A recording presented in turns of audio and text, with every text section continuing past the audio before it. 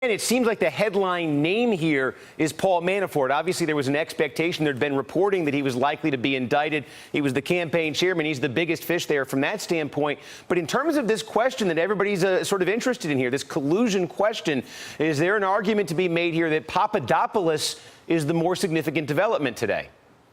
Yes, Steve, and that's certainly what my intelligence sources are saying, because they look at this FBI document laying out what Papadopoulos did, and they see an obvious attempt by Russian intelligence to penetrate the Trump campaign.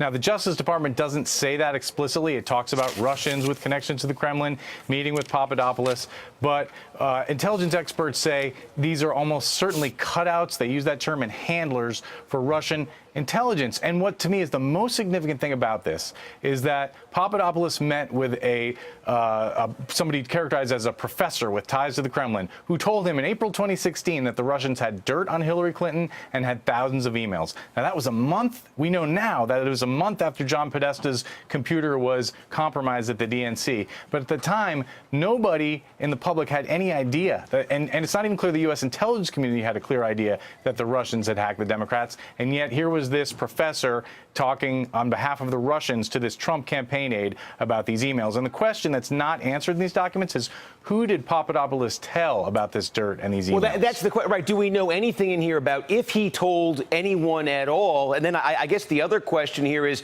do we know if Mueller is telling us through these indictments and through this plea agreement everything he knows?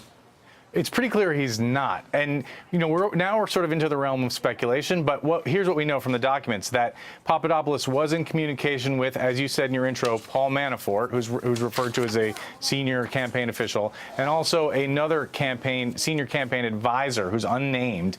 So he wasn't just operating as a lone ranger, as Sarah Huckabee Sanders seemed to be suggesting in the White House briefing. He was consulting with top campaign officials about his meetings with these Russians and his efforts to coordinate.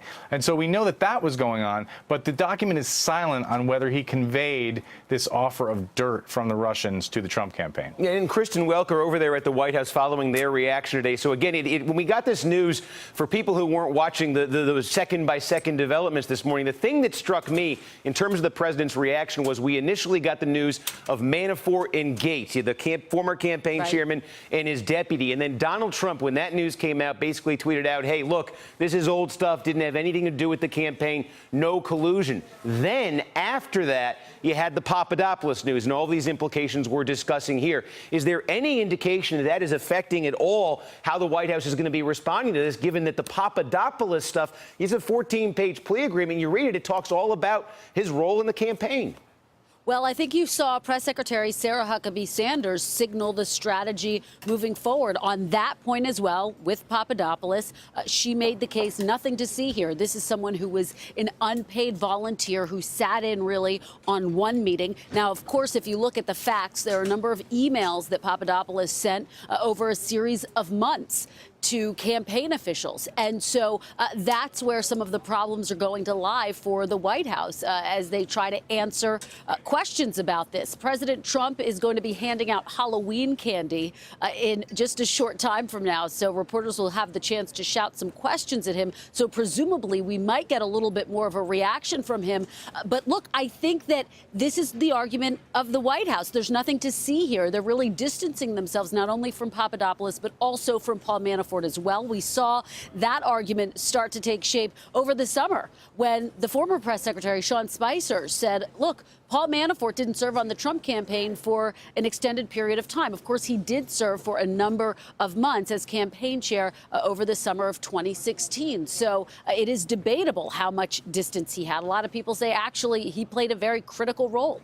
But the strategy, I think, is becoming very clear. Now, it's also important to point out that Ty Cobb, who is the president's legal counsel on this, has said, look, we are going to cooperate with Robert Mueller. We're going to continue to cooperate. And Sarah Huckabee Sanders was asked again today if President Trump has any plans to fire Robert Mueller. And she said that at this point in time, there are no plans for that, Steve. And Ken Delaney, and again, this name here of George Papadopoulos, I think to a lot of people, even who've been following this pretty closely, are surprised at his name coming into today.